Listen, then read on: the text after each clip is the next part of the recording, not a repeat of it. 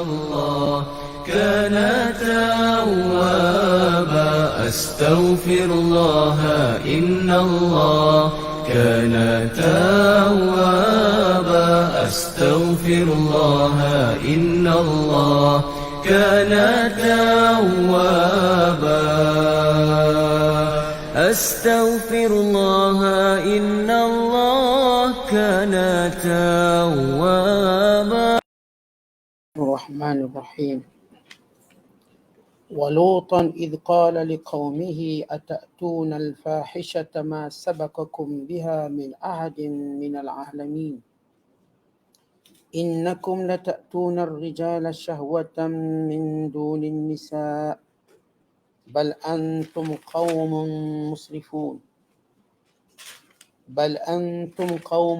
مسرفون وما كان جواب قومه إلا أن قالوا أخرجوهم من قريتكم إنهم أناس يتطهرون فأنجيناه وأهله إلا امرأته كانت من الغابرين وأمطرنا عليهم مطرا فانظر كيف كان عاقبة المجرمين. Sadaqallahul azim. Maksudnya, dan Nabi Lut juga kami utuskan. Ingatlah ketika ia berkata kepada kaumnya, patutkah kamu melakukan perbuatan yang keji yang tidak pernah dilakukan oleh seorang pun dari penduduk alam ini sebelum kamu? Sesungguhnya kamu mendatangi lelaki untuk memuaskan nafsu syahwat kamu dengan meninggalkan perempuan. Bahkan kamu ini adalah kaum yang melampaui batas. Dan tidak ada jawab dari kaumnya selain daripada berkata, usilah mereka Nabi Lut dan pengikut-pengikutnya yang taat dari bandar kamu ini. Sesungguhnya mereka adalah orang-orang yang mendakwa mensucikan diri. Maka kami selamatkan dia dan keluarganya serta pengikut-pengikutnya, melainkan isterinya adalah ia dari orang yang dibinasakannya. Dan kami telah menghujani mereka dengan hujan batu yang membinasakan. Oleh itu lihatlah bagaimana akibat orang-orang yang melakukan kesalahan. Masih lagi dalam penafsiran suratul A'raf, surah yang ke-7 pada juzuk yang ke-8 pada ayat 80 sehinggalah ayat 84. Berkenaan dengan kisah Nabi Allah Lut AS. Dan ia merupakan kisah yang keempat yang telah kita lalui.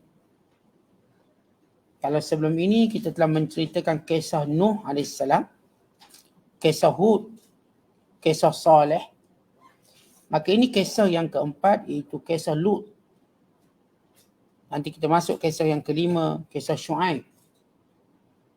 Semua kisah-kisah Nabi ini menceritakan bagaimana penolakan mereka terhadap dakwah para Nabi. Dan mereka melampau dalam melanggar perintah Allah SWT. Bukan sekadar menyengutukan Allah, tapi melakukan perbuatan-perbuatan yang terkutuk dan terkeji, yang tidak pernah dilakukan oleh mana-mana makhluk dan mana-mana manusia. Nabi Allah Lut AS yang merupakan anak saudara kepada Ibrahim. Ketika mana Nabi Allah Ibrahim diselamatkan dari kebakaran, daripada dibakar oleh kaumnya, maka Allah Ta'ala menceritakan fa'amana lahu Lut wa qala inni muhajirun ila rabbi. Telah beriman kepada Ibrahim akan anak saudaranya bernama Lut AS.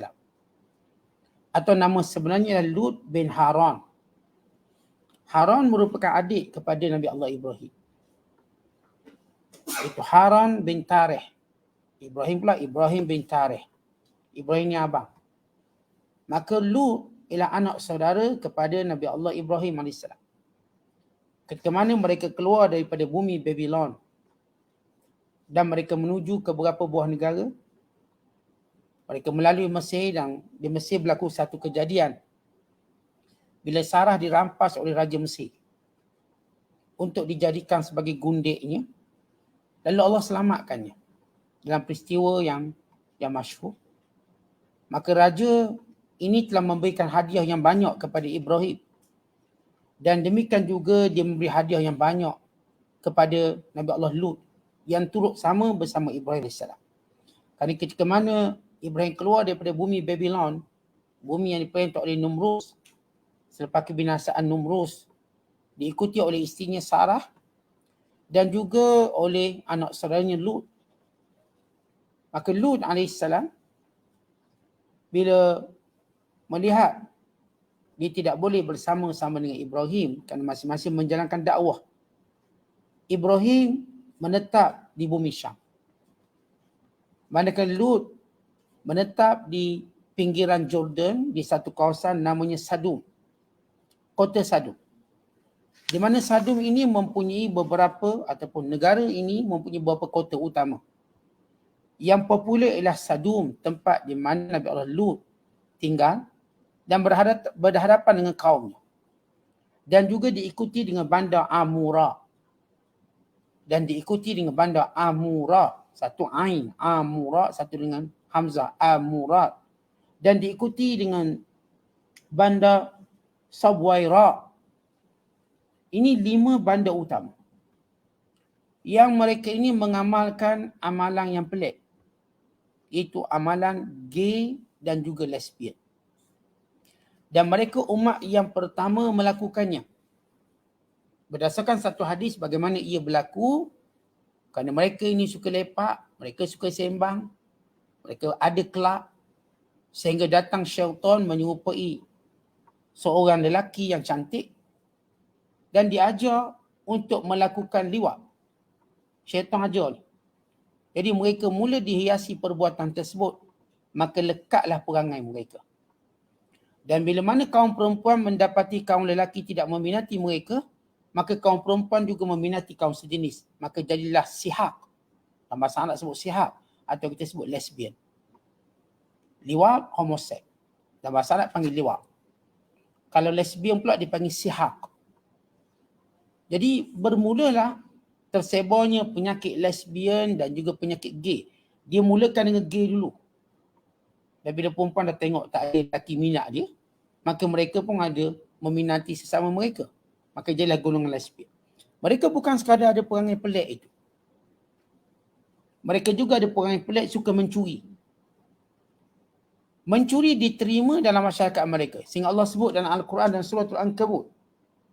Ainakum lata'tuna ar-rijal wa taqta'una as-sabil wa ta'tuna fi nadikumul munkar. Sesungguhnya kamu telah mendatangi lelaki yang suka melakukan homoseks dan suka merompak, dan kamu melakukan pelbagai kemungkaran di kelab kamu. Di mana kaum Nabi Allah Lut ini, mereka suka lepak di kelab. Mereka buat satu kelab. Kalau kita hari ini sebut kelab malam. Mereka akan duduk di kelab tersebut dengan minum arak, dengan buat segala mungkar.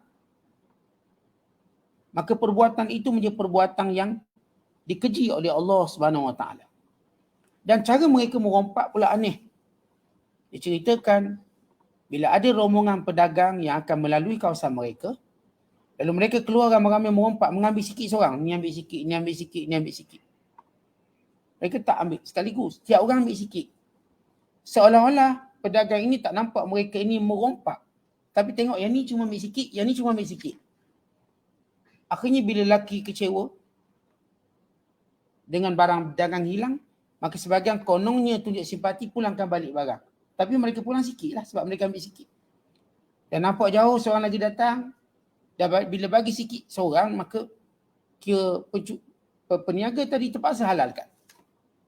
Masing-masing ambil sikit seorang. Contoh kalau duit kita RM100, ni ambil RM1, ni ambil 50 sen. Jadi semua satu kampung tu curi. Bila seorang hantar balik, yang ni hantar balik lah, saya tak apalah. Kesian kau ambil balik 10 sen.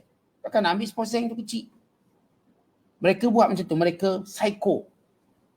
Akhirnya setiap pedagang dirompak dengan cara begitu. Satu kampung mencuri. Tetap belum pernah dalam sejarah satu kampung mencuri. Sebagaimana belum pernah dalam sejarah satu kampung melakukan homoseks dan lesbian. Bahkan sampai peringkat mereka melakukannya secara terang-terangan. Sama seperti binatang. Tak ada malu. Dan Nabi SAW mengingatkan kita. Penyakit ini akan berlaku kepada umat Islam yang jahil. Rasulullah menyatakan kamu akan lihat nanti orang-orang akan berada, kamu akan berlaku satu zaman, kamu akan lihat mereka yang bersetubuh di tengah jalan seperti kaldai mendatangi betina-betinanya. Dan zaman itu sudah berlaku. Artinya perbuatan seks atau homoseks dibuat secara terbuka. Bukan diiktiraf. Sehingga ada satu agama yang diwujudkan, itu agama tadi menghalalkan seks. Satu agama. Dan mereka mendukung pada pelacur. Mendukung pada LGBT.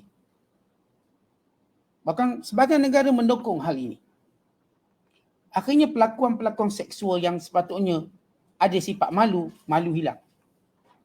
Dan Nabi SAW menyatakan kamu akan buat seperti mereka juga. Dekkan kejahilan. Akhirnya sebagai orang Islam yang tolol, yang jahil juga melakukan perkara yang sama. Melakukan seks terbuka. Tanpa segang silu, tanpa malu. Yatasafadun. Katasafudil hamid.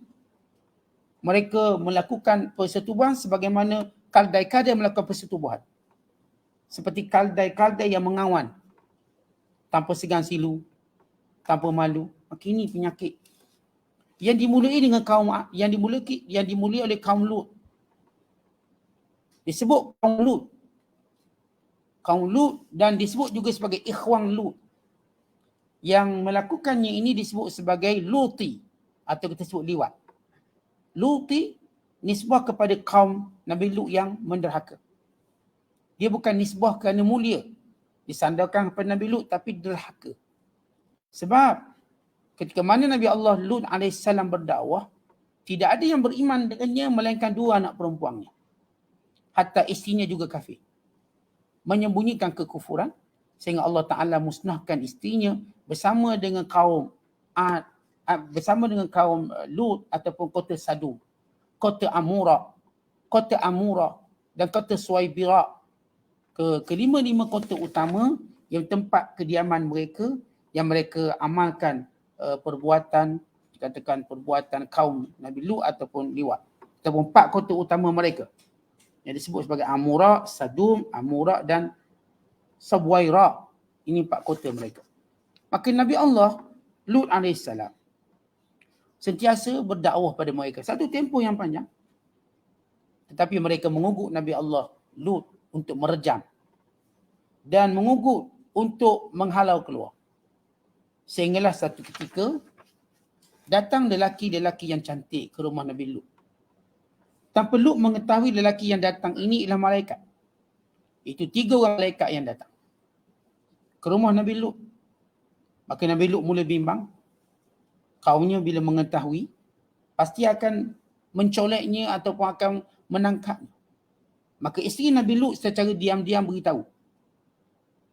Asalnya sembunyi.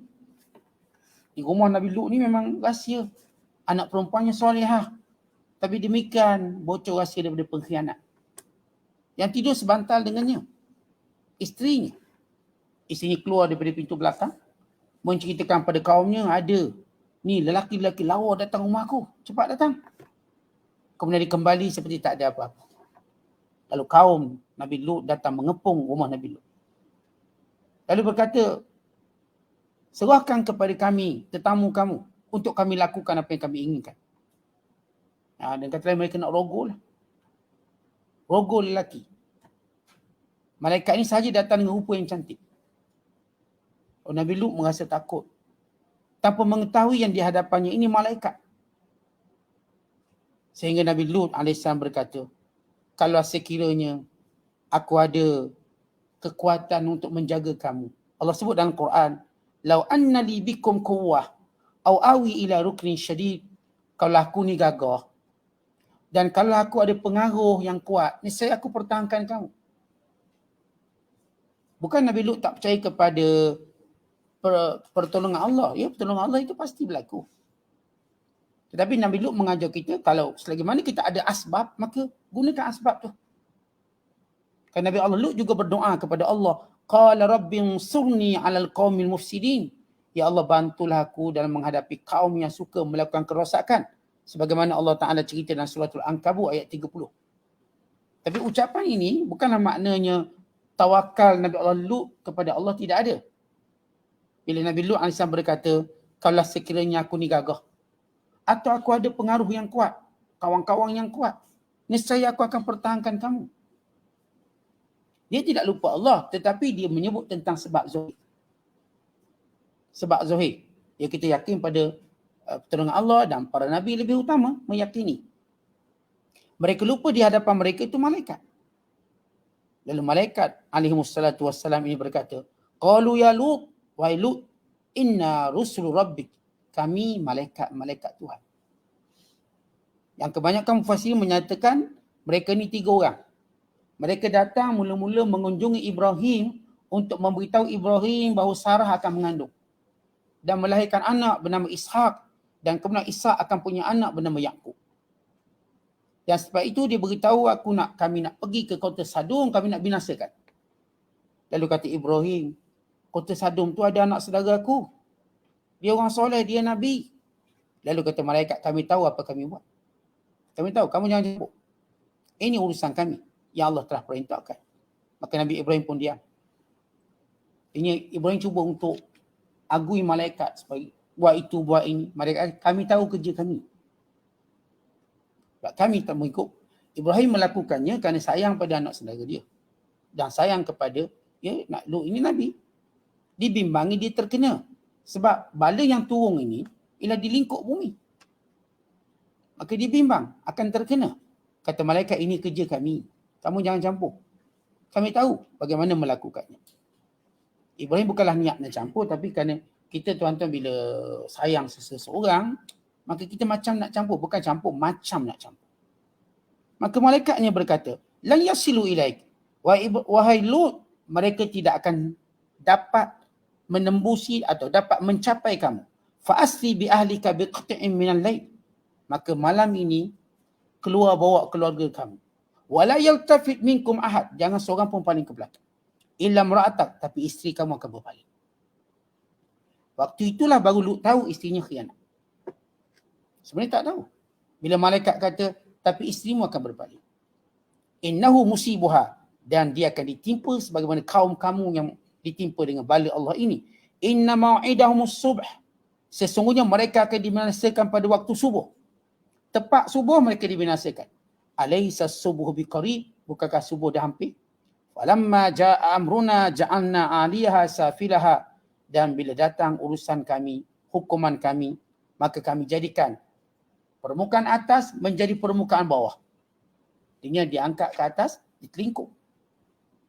Dan kami rejam mereka dengan batu daripada api neraka. Ini sinopsis cerita. Dan Nabi Allah Lut AS bersama dengan 2 anak perempuannya berlindung di satu perkampungan kecil bernama Saw'ah. Saw'ah satu kampung kecil yang kampung ni dia tak dibinasakan. Yang lain semua kota-kota utama dibinasakan. Dan tempatnya itu dikenali sebagai laut mati. Dipanggil Bahrul Mayyit atau Buhairah Al-Mayyit. Dan ahli ekologi menemui kesan-kesan peninggalan kaum Nabi Lut dan kota-kota yang terbina yang dianggap moden dan canggih. Hebat. Mereka ini diberi nikmat Allah dengan banyak. Mereka sehebat kaum Ad, sehebat kaum Samud dengan teknologi dan juga dengan segala kemahiran-kemahiran mereka. Namun mereka melakukan amalan yang tak pernah dilakukan oleh mana-mana golongan. Baik, apakah mereka tidak menyembah berhala? Mereka juga menyembah berhala. Sebab golongan yang buat mungkar ini tidak mungkin melakukan mungkar melainkan disebabkan daripada awal mensyirikkan Allah. Namun kenapa tak disebut sebagaimana kisah-kisah Nabi yang lain disebut tentang berhala dulu? Sembahlah Allah, sembahlah Allah. Tiba-tiba bila sampai kaum Nabi Lut diceritakan jangan datangi lelaki. Bahkan berkahwin. Kerana tuan-tuan sekalian, benda ni jarang berlaku. Ia menyalahi fitrah. Belum pernah sejarah daripada Adam sampailah kepada Nabi Lut AS, melainkan berlaku zaman ini. Kerana itu Allah turunkan azab sehingga tidak wujud lagi kaum Lut. Musnah semua, mati semua. Dan cara pembinasaannya paling dahsyat sekali dalam mana Mana kebinasaan berbanding kaum Ad, berbanding kaum Thamud. Kerana kaum ini dibinasakan dengan sehancur-hancurnya, direjam dengan batu api neraka, hancur lebur. Dan bumi diterbalikkan, ditelingkup sehingga atas permukaannya itu tak ada apa. Yang dalam ni penghuninya, maka dia angkat tinggi sampai ke langit, kemudian ditelingkup macam tu. Sehingga yang tu semuanya terkampus di dalam. Sebab tu ahli saintis mengkaji pasir di kawasan Bahrul Mayit itu bukanlah pasir di atas permukaan, tapi di dalam bumi. Dengan sifat pasir tadi, tanah tadi. Tapi ini yang Allah Ta'ala cerita tentang kaum Nabi Lut. Sebab itu sinopsis dia. Maka Allah Ta'ala sebut, kita kembali pada penafsiran. Walutan, dan demikian kami utuskan Nabi Lut. Idh qala liqaumihi, dan ketika mana dia berkata kepada kaumnya, atatuna al-fahishata, apakah kamu melakukan perkara yang keji? Masa bakakum, tak pernah orang lain buat. Min ahadin biha min ahadin minal alamin, akan perbuatan keji tersebut tak ada pernah seorang atas dunia ni buat. Ini menunjukkan kaum Nabi Lut orang pertama buat benda ni. Apa dia? Homoseks, lesbian. Mereka pertama buat. Innakum, sesungguhnya kamu, la ta'tuna ar-rijala syahwatan min dunin nisa. Kamu mendatangi lelaki dengan bersyahwat, tetapi kamu tidak bersyahwat dengan perempuan. Kalau Nabi Lut ni tuan-tuan, dia tengok lelaki, dia naik syahwat. Sebagaimana kita hari ni, kita tengok perempuan, kita bernafsu. Atau perempuan tengok lelaki bernafsu, berkehendak, jatuh cinta.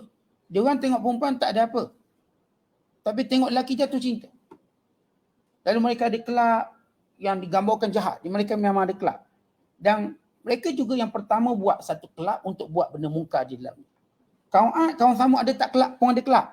Tapi mereka cuma kelab bercerita dan menyembah berhala. Mereka kelab sambil melakukan zina sesama lelaki dan juga perempuan sesama perempuan. Bal antum qaumun musrifun, bukan kamu kaum yang melampau, musrif. Melampau kerana tak pernah orang buat jahat macam gini. Wa ma kana jawab qaumihi, tak ada jawapan daripada kaumnya. Illa an qalu, melainkan mereka sentiasa mengancam, akhrijuhum, kita pakat keluarkan. Kita keluarkan Lut daripada kampung kita, daripada negeri kita, min qaryatikum, kita keluarkan mereka. Innahum unasun yatatahharun, mereka ni manusia yang berlagak suci. Tetapi begitu cara orang jahat, alah tunjuk baiklah tu. Alah apa ni kita katakan bajet baik, bajet aling, bajet soleh. Istilah orang hari ni jawab. Ini jawapan yang dulu. Innahum unasun yatatahharun, Allah pura-pura baik. Seolah-olah mereka menganggap perbuatan mereka tak keji. Fa'anjainahu, lalu kami selamatkan Nabi Lut. Wa ahlahu, dan keluarganya. Tengok disebut, tak ada pengikut. Melainkan keluarganya. Siapa keluarga di sini? 2 orang anak perempuan. Illa mur'atahu, tapi isterinya tak termasuk dalam keluarganya. Tak termasuk daripada kalangan diselamatkan. Kanat minal ghabirin, dia di kalangan orang-orang yang dibinasakan Allah. Wa amtarna alaihim, kami hujani atas mereka, mataran dengan hujan. Tapi bukan hujan air, tetapi hujan batu. Dan batu tadi disebut sebagai batu musawwamah. Batu min sijilin mandud, daripada api neraka, musawwamah, yang ditanda, yang ada nama setiap orang tu. Kata musawwamah, batu tadi, dia ada pengenalan dia. Ini untuk rejang fulan bin fulan, ini rejang fulan bin fulan, ini rejang fulanah binti fulan. Artinya sampai macam tu dibinasakan, disebut satu persatu nama mereka. Berbanding kaum Hud, berbanding kaum Lut, berbanding kaum Ad, kaum Nabi Lut ni lagi teruk dibinasakan. Dalam bumi diangkat, kemudian diterbalikkan, kemudian dihempap ke bawah, sambil direjam dengan batu api neraka. Bayangkan kehancuran mereka. Dan semuanya hancur. Termasuk kambing, lembu, termasuk harta kekayaan mereka. Maka ini kebinasaan yang paling dahsyat. Sebab itu Allah sebut, fanzur kaifa kana akibatul mujrimin, dan lihatlah bagaimana akibat orang-orang yang melakukan jenayah ini. Ini sebahagian ayat yang menceritakan kisah Nabi Lut. Di mana kita akan dapati kisah ini diceritakan lagi dalam surah-surah yang lain seperti Hijr, surah Syu'ara, surah An-Nam, surah At-Tahrim, dan surah Ankabut serta surah Hud, untuk menunjukkan perbuatan-perbuatan munkar yang di luar daripada pemikiran manusia. Bukan sekadar mereka buat perkara tersebut, mereka juga kita dah sebut merompak. Dengan cara rompakan yang tak pernah dilakukan oleh mana-mana golongan. Dengan cara berkumpul satu kampung keluar ambil sikit seorang. Ambil sikit seorang sehingga bila hendak dipulangkan setiap seorang pulang sikit sehingga dia rasa tak berbaloi sedikit yang ada. Lalu terpaksalah menghalalkan. Maka Allah Ta'ala cerita satu perbuatan yang aneh yang menunjukkan mereka ini tidak punya akal, gila. Mereka buat keaiban yang melampau. Bahkan mereka telah merosakkan wanita dengan perbuatan tadi sehingga wanita tak ada tempat untuk bermesra sehingga wanita ini cenderung kepada wanita sehingga menghapuskan keturunan. Dah jantan sama jantan, tina dengan tina. Mana nak dapat keturunan? Kan itu dalam Islam, perbuatan liwat dianggap keji dan dihukum dengan hukuman yang keras. Di sisi setengah ulama, seperti kita katakan pandangan jumhur ulama, Malikiyah, Syafi'iyah, Hanabilah, menyatakan orang yang melakukan liwat maka dihukum sebagaimana hukum zina. Dihukum sebagaimana hukum zina. Kalau sekiranya seorang tadi dah kahwin, maka disebat 100 rotan. Seorang tadi dah kahwin, maka direjam sampai mati. Kalau belum kahwin, disebat 100 rotan. Ini pandangan jumhur ulama. Tetapi setengah ulama berkata, dia kahwin ke tak kahwin, maka dia akan direjam sampai mati. Bahkan setengah menyatakan, dalam satu hadis diriwayatkan, man wajadtumuhu ya'malu amala qaumi lutin faqtulul fa'ila wal maf'un wa fi lafdhin farjimul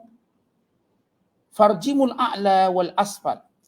Sekiranya kamu dapati ada orang yang melakukan liwat, melakukan homoseks, maka hendaklah kamu membunuh pelakunya dan yang menjadi mangsanya.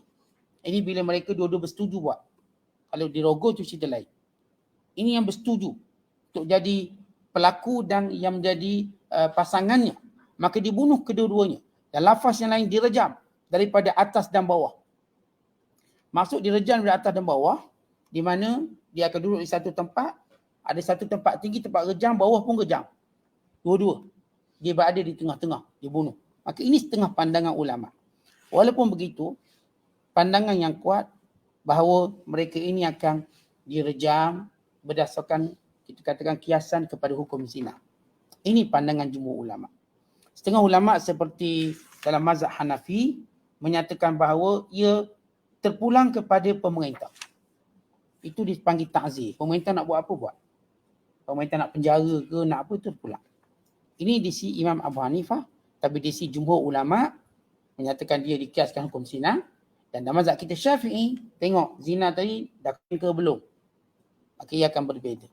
Dan sama juga tuan-tuan perbuatan kita katakan mendatangi binatang. Dia bila ada orang yang jantan datang jantan, maka datang pula perangai lelaki yang mendatangi binatang. Artinya menyetubuhi binatang pula. Akhirnya kita baca benda ni berlaku. Di Malaysia pun berlaku. Sampai mati kambing mati. Kerana perbuatan nafsu songsang dan juga ketika nafsu sesat.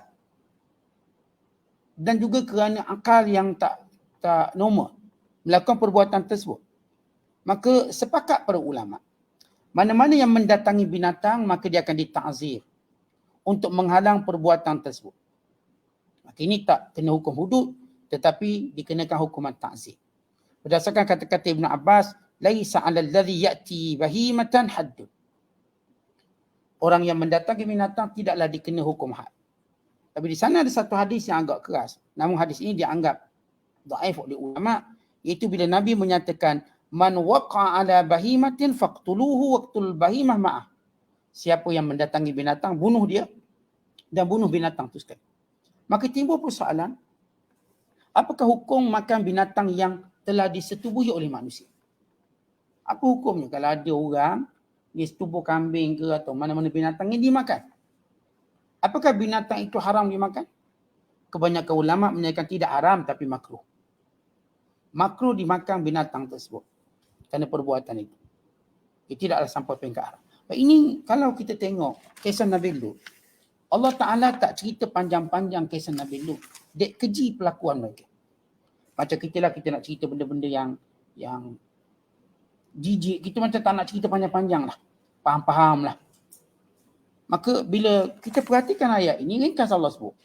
Itu dakwah Nabi Allah. Lut berkata, kenapa kamu buat benda yang tak pernah kamu buat?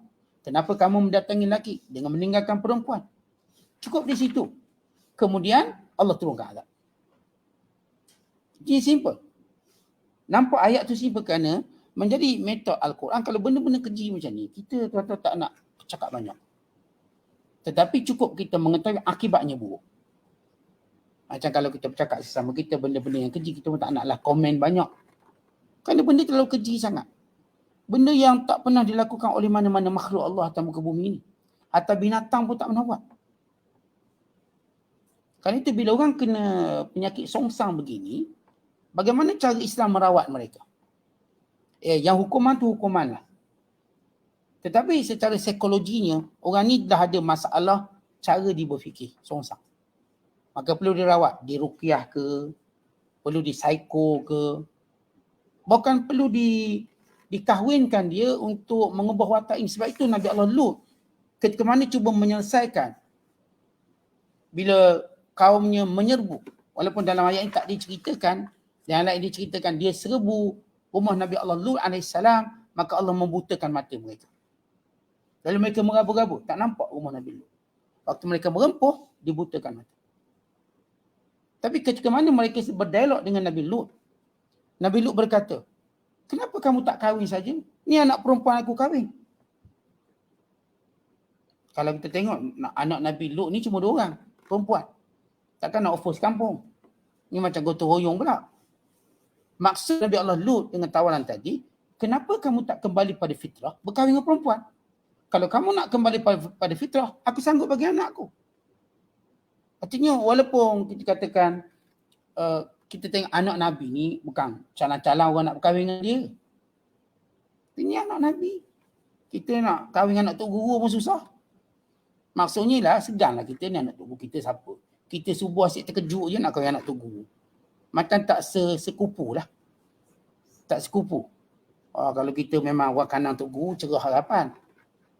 Ini kita katakan secara level segan ataupun hormat. Nabi Lut AS tak peduli benda tu. Kalau kamu insaf, aku beri anak aku kahwin.